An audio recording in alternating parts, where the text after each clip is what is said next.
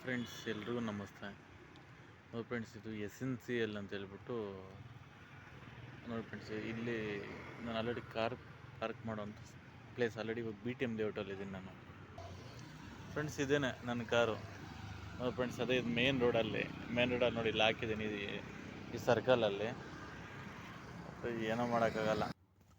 Friends, ಇವತ್ತು ಗಾಡಿ ನಾನು ಓಡಿಸಿರೋವಂಥದ್ದು 158 ಕಿಲೋಮೀಟ್ರ್ ಫ್ರೆಂಡ್ಸ್, 157.8 ಕಿಲೋಮೀಟರ್ಸ್. ಫ್ರೆಂಡ್ಸ್, ಇವತ್ತು ನಾನು ಮಿಸ್ಟೇಕ್ ಏನಂತಂದರೆ, ನೋಡಿ ಫ್ರೆಂಡ್ಸ್, ಒಳ್ಳೆ ಟ್ರಿಪ್ಸು ಇವತ್ತು ಸ್ವಲ್ಪ ಲೋಕಲ್ಸ್ ಜಾಸ್ತಿ ಇತ್ತು. ಯಾಕಂತಂದರೆ ಇವತ್ತು ಓಟ್ ಹಾಕ್ಕೊಂಡೆಲ್ಲ ಅಷ್ಟೊಂದು ಲಾಂಗ್ ಯಾರು ಓಡೋಂಥದ್ದು ಸ್ವಲ್ಪ ಕಡಿಮೆನೇ ಇತ್ತು. ಆದರೆ ಏನಂತಂದರೆ ನನ್ನ ಲಕ್ಕಿ ಏನಂತಂದರೆ, ಬೆಳಿಗ್ಗೆ ಬರಬೇಕಾದ್ರೆ ಪಾಪ ಅವ್ರು ಯಾರೋ ಒಬ್ಬರು ಕಸ್ಟಮರ್ ಬಂದಿದ್ರು.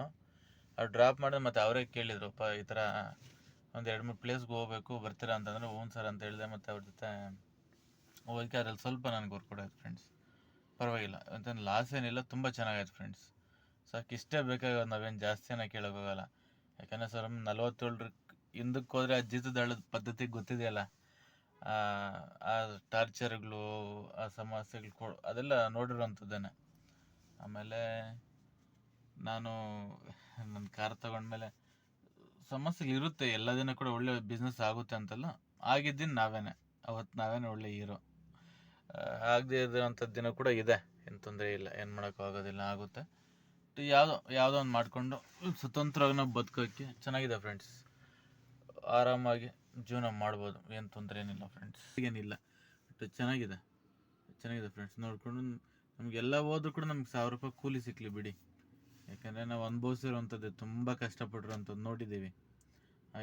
9 ಅವರ್ಸ್ ಕಂಟಿನ್ಯೂಸ್ ನಾವು ಡ್ಯೂಟಿಲಿ ಮಾಡಿ ನಾವು 300-350 ರೂಪಾಯಿಗೆಲ್ಲ ನಾವು ದುಡಿದಿರೋವಂಥದ್ದು ಕೂಡ ನೋಡಿದ್ದೀವಲ್ಲ.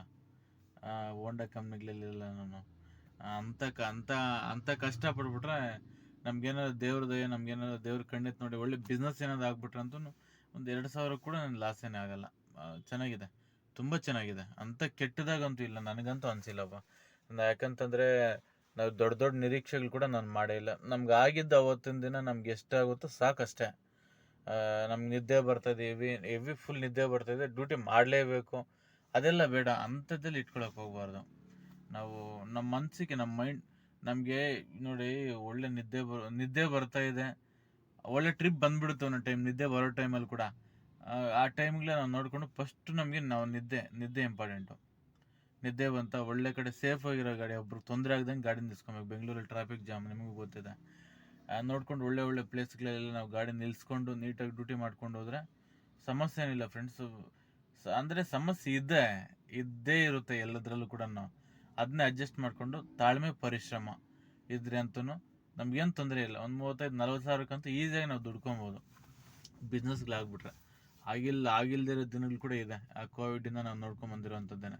ಅಂಥ ಸಮಸ್ಯೆಗಳು ಆ ಟೈಮ್ಗಳೆಲ್ಲನೂ ಅಂಥ ಹೆವಿ ಟಾರ್ಚರ್ ಬಿಡಿ, ಅದು ಹೇಳೋದಲ್ಲ, ಅಂಥ ನರ್ಕಗಳದು.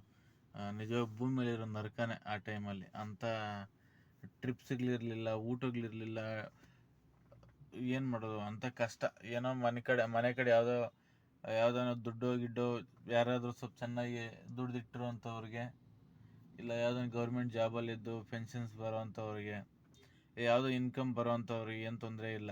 ನಮ್ಮಂಥ ಸಿಂಗಲ್ ಬಡವ್ರಿಗೆ ಗೊತ್ತಿದೆ, ನನಗೆ ಚೆನ್ನಾಗಿ ಗೊತ್ತಿದೆ ಎಲ್ಲರ ಸಮಸ್ಯೆಗಳೇನಂತ. ಯಾಕಂದರೆ ನಾವೆಲ್ಲ ಅನುಭವಿಸಿರೋದೆ. ಊಟಗಳಿಲ್ದಿರೋ ದಿನಗಳಲ್ಲಿ ಕೂಡ ಅದರ ದಿನಗಳು ಆಗಿದೆ. ಆಮೇಲೆ ಮಲಗಕ್ಕೆ ಆಗದಿರೋಂಥ ಜಾಗಗಳು ಕೂಡ, ಕಳ್ಳತನ ಆಗಿರೋವಂಥದ್ದು, ನಮ್ಮ ಮೇಲೆ ಬಂದು ಅಟ್ಯಾಕ್ ಮಾಡಿರೋವಂಥದ್ದು ಎಲ್ಲ ಆಗಿದೆ. ಒಂದೊಂದು ಎಕ್ಸ್ಪೀರಿಯೆನ್ಸ್ ಕೂಡ ನಿಜವಾಗ್ಲೂ ಇವಾಗ ಭಯ ಆಗ್ತಾ ಇರುತ್ತೆ ನನಗೆ ಜ್ಞಾಪಿಸ್ಕೊಂಡ್ರೆ.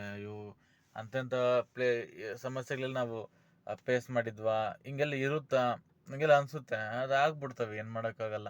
ಬಟ್ ಅದೇ ನಾನು ಅದಕ್ಕೆ ಹೇಳೋದು, ಎಲ್ಲ ಹೊಸಬ್ರು ಕೂಡ ನಾನು ಅಷ್ಟು ಹೇಳೋದು, ತುಂಬ ಕೇರ್ಫುಲ್. ಅಲ್ಲಿ ನೋಡಿ ಪಾಪ, ನೋಡಿ ಅಲ್ಲಿ ಇಂಡಿಕಾ ಗಾಡಿ ನೋಡಿ ಅಲ್ಲಿ ಹೋಗ್ತಾ ಇದೆ, ನೋಡಿ ಆಟೋ ನೋಡಿ ಇದು ಝೊಮ್ಯಾಟೋ ನೋಡಿ ಕಾಣಿಸ್ತಾ ಇದೆ ನಿಮಗೆ, ನೋಡಿ ಸ್ವಿಗ್ಗಿ ಅವ್ರು ಹೋಗ್ತಾ ಇದ್ದಾರೆ.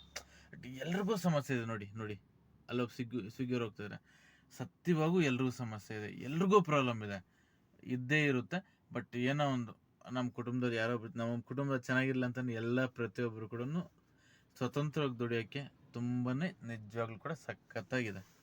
ನೋಡಿ ಇಲ್ಲೊಂದು SUV ಕಾರ್ ಹೋಗ್ತಾ ಇದೆ. ಎಲ್ಲರೂ ಕೂಡ ಏನೋ ಒಂದು ಹೋರಾಟ ಸ್ಟ್ರಗಲ್ ಮಾಡ್ತಾನೆ ಇರ್ತೀವಿ. ನಮ್ಮ ಕುಟುಂಬಕ್ಕೋಸ್ಕರ ಸ್ವತಂತ್ರವಾಗಿ ನಾವು ನಿಯತ್ತಾಗಿ ದುಡಿಮೆ ಮಾಡೋಕ್ಕೆ ಚೆನ್ನಾಗಿದೆ, ಅಂತ ಕೆಟ್ಟದಾಗಿ ಏನಿಲ್ಲ. ಸಾಕು ಆರಾಮಾಗಿ ಜೀವನ ಮಾಡ್ಕೊಬೋದು, ಏನು ತೊಂದರೆ ಇಲ್ಲ ನೋಡಿ. ಅದಕ್ಕೆ ನಾನು ಹಿಂಗೆ ಮೊಬೈಲ್ ಹೆಂಗೆ ಇಟ್ಕೊಂಡಿದ್ದೀನಲ್ಲ, ಯಾಕಂತಂದರೆ ನೋಡಿ ನೋಡಿ ಎಲ್ಲರೂ ಕೂಡ ಹೆಂಗೆ ಅಲ್ಲ ಏನು ಡ್ಯೂಟಿಗೆ ಮಾಡ್ತಾರ ನೋಡಿ ಗೊತ್ತಾಗಲಿ ಅಂತ ಅಷ್ಟೇ ನೋಡಿ. ಇಲ್ಲೊಂದು ಎಲ್ಲೋ ಬೋರ್ಡ್ ಗಾಡಿನೇ ಹೋಗ್ತಾ ಇದೆ. ಈಗ ಎಲ್ಲ ಅಲ್ಲಿ ಎಲ್ಲ ನೋಡಿ ಇಲ್ಲೊಬ್ಬ ನೋಡಿ ಹುಲು ನೋಡಿ ಫ್ರೆಂಡ್ಸ್, ಚಿಕ್ಕ ಸೈಕಲ್ ಥರ ಇರುತ್ತೆ ನೋಡಿ. ನೋಡಿ ಫ್ರೆಂಡ್ಸ್ ನೋಡಿ, ಅದರಲ್ಲೂ ಕೂಡ ಪಾಪ ಅವರು ಸ್ವಿಗ್ಗಿ ಝೊಮ್ಯಾಟೊ ಎಲ್ಲ ಮಾಡ್ತಾಯಿದ್ದಾರೆ ಫ್ರೆಂಡ್ಸ್. ನಾನು ಕೆಲಸ ಇಲ್ಲದೆ ನಾನು ಕೆಲವೊಂದು ಪ್ಲೇಸ್ಗಳಲ್ಲಿ ಅಷ್ಟು ಕಷ್ಟಪಡ್ತಾ ಇದ್ವಿ. ಅಷ್ಟು ಕಷ್ಟ ಏನಿಲ್ಲ, ಬಟ್ ನಾವು ಕಷ್ಟಪಟ್ರಂತೂ ಚೆನ್ನಾಗಿದೆ. ಬೆಂಗಳೂರಲ್ಲಿ ನಾವು ಸ್ವತಂತ್ರವಾಗಿದೆ.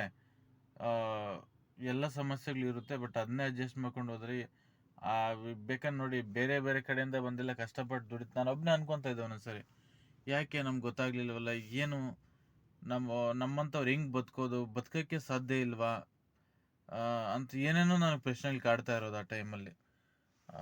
ತುಂಬ ಇದೆ ಆ ಟೈಮಲ್ಲಿ. ನಮ್ಗೆ ಯಾರು ಹೇಳ್ದವ್ರಿಲ್ಲ, ಯಾರು ಕೇಳ್ದವ್ರಿಲ್ಲ, ನನಗೆ ಏನು ಮಾಡ್ಬೇಕಂತ ಗೊತ್ತಿಲ್ಲ. ನಾನು ಇಮಿಡಿಯೇಟ್ಲಿ ಬಂದಿದ್ದೆ ಅಷ್ಟೇ, ನಾನು ಡ್ರೈವರೇ ಅಲ್ಲ. ಏನು ಮಾಡೋದು ಆಗುತ್ತೆ. ನಾನು ಅನ್ಎಕ್ಸ್ಪೆಕ್ಟೆಡ್ ಕೋವಿಡ್ ಟೈಮಲ್ಲಿ ನಮ್ಮ ಅಪ್ಪ ನಮ್ಮ ತುಂಬ ಟೆನ್ಷನ್ ತೊಗೊತಾರೆ, ಬೇಡಪ್ಪ ಅಂತಾರೆ. ಈ ಮೀಡಿಯಾದಲ್ಲಿ ನೋಡಿದರೆ ಕೋಟಿಗೆ ಲಕ್ಷಗಳು, 1 2 3 ಅಂತ ಆವಾಗಿಂದ ಲೆಕ್ಕ ಸ್ಟಾರ್ಟ್ ಆಗಿ ಲಕ್ಷಗಳು ಕೋಟಿಗೆ ರೀಚ್ ಆಗಿಬಿಟ್ಟಿರೋಂಥದ್ದು. ಇದು ನ್ಯೂಸ್ ಚಾನೆಲ್ಸ್ಗಳೆಲ್ಲ ಹೇಳ್ತಾರೆ, ಇನ್ನೂ ಭಯ ಸ್ಟಾರ್ಟ್ ಆಗಿಬಿಡುವಂಥದ್ದು. ನಾವ್ಯಾರು ಬದುಕ್ತೀವೋ ಇಲ್ಲೋ ಅಂತ ಹಂಗೆ ಅನಿಸ್ಬಿಟ್ಟಿದ್ದು ಆ ಒಂದು ಸಮಸ್ಯೆಗಳು. ಏನು ಮಾಡೋದು ಆ ಟೈಮ್ಗಳಲ್ಲಿ ನಾವು ಅದೇ ಟೈಮಲ್ಲಿ March 20ನಲ್ಲಿ ನಾನು ಕಾರ್ ತೊಗೊಂಡೆ. March 24ಗೆ ಲಾಕ್ಡೌನ್ ಕೂಡ ಆಗಿತ್ತು. ಇಂಥ ಒಂದು ಪರಿಸ್ಥಿತಿಗಳಲ್ಲಿ ಏನು ಮಾಡೋದು ನೋಡಿ, ಗೊತ್ತಲ್ಲ ನಮ್ಮಂಥ ಬಡವರು ಹಳ್ಳಿಗಳಲ್ಲಿದ್ದರೆ ಹೆಂಗೆ ಜನಗಳು ಮಾತಾಡ್ತಾರೆ, ಅವೆಲ್ಲ ಅನುಭವಿಸಿದ್ದೀವಿ, ನೋಡಿರೋಂಥದ್ದೇ ಅವೆಲ್ಲ ಆಗಿದೆ. ಬಟ್ ಯಾರೇನು ಅಂದ್ಕೊಂಡು ಹೋಗಲಿ, ನಮ್ಮ ಕಷ್ಟ ಇದ್ದೇ ಇರುತ್ತೆ. ಯಾರೋ ಏನೋ ಅಂದ್ಕೊತಾರಂತ ಅವ್ರಿಗೋಸ್ಕರ ಬದುಕೋಕ್ಕಾಗಲ್ಲ. ಅಂದ್ಕೊತಾರೆ, ಏನು ಮಾಡೋಕ್ಕಾಗಲ್ಲ, ಬಿಟ್ಟಾಕ್ಬೇಕು ಅಷ್ಟೇ. ತಲೆ ಕೆಡ್ಸ್ಕೊಳಕ್ಕೆ ಹೋಗ್ಬಾರ್ದು. ಯಾರು ಏನೋ ಅನ್ಕೊತಾರೆ ಅಂತ ಹೇಳ್ಬಿಟ್ಟು ನಾವು ಪ್ರತಿಯೊಂದಕ್ಕೂ ನಾವು ತಲೆ ಕೆಡ್ಸ್ಕೊಂಡ್ರೆ ಜೀವನದಲ್ಲಿ ಮುಂದೂ ಬರೋಕ್ಕಾಗಲ್ಲ, ಸಂಸಾರನೂ ಮಾಡೋಕ್ಕಾಗಲ್ಲ. ಯಾರೋಗೋಸ್ಕರ ನಾವು ಬದುಕೋಕ್ಕೆ ಕೂಡ ಆಗೋದೇ ಇಲ್ಲ. ಇರುತ್ತೆ ಎಲ್ಲನೂ ಸಮಸ್ಯೆಗಳು ನಾವು ಫೇಸ್ ಮಾಡಿಕೊಂಡು ಹಿಂಗೆ ಇರುತ್ತೆ.